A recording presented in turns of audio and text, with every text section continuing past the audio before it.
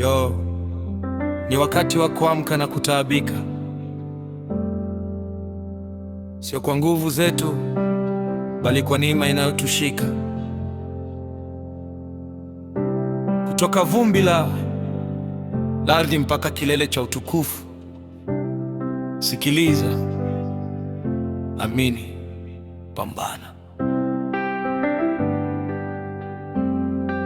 Maisha siyo lele mama, ni uwanja wa mapambano, kama bustani ya Edeni, mwanzo wa kila agano.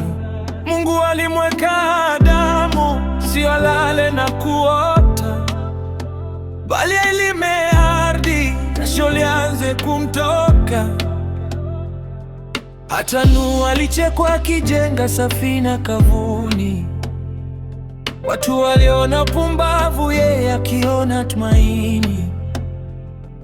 Usikate tamaa kama asu yako haijatiki leo. Mwanzo ulisema nuru iwe, na ikawa, hicho ndio kielelezo. Vumilia, pambana, Mungu yuko pande wako. Jasho lako la leo ndio furaha ya kesho yako.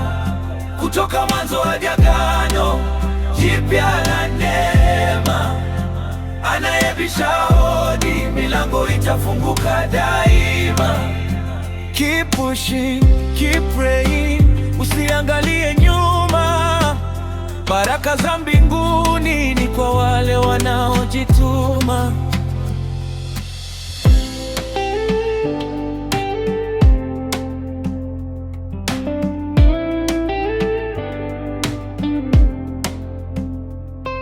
Geuka upande wa pili, angalia msalaba Golgotha. Yesu hakushuka chini japo maumivu yalimpata. Alivunja rekodi ya kifo, akatupa ushindi mpya. Akatuambia jitwishe msalaba, usikubali kulemewa. Paulo alipigwa mawe, magerezani akasota, lakini hakuacha safari, taji la uzima akalipata. Hivyo usilalamike, connection imekata mjini.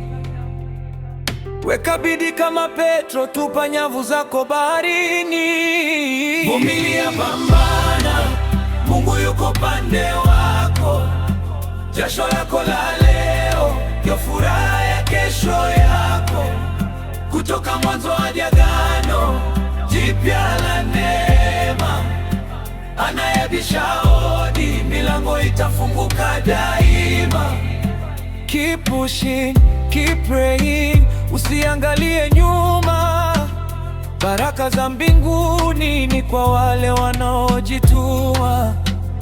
Amen.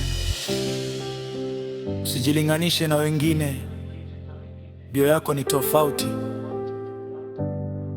Kumbuka, hata mbegu lazima yoze ardhini ili yote. Mwanzo ni mchungu, lakini mwisho ni utamu wa neema. Tutaonana kileleni. Keep the faith, keep the grind.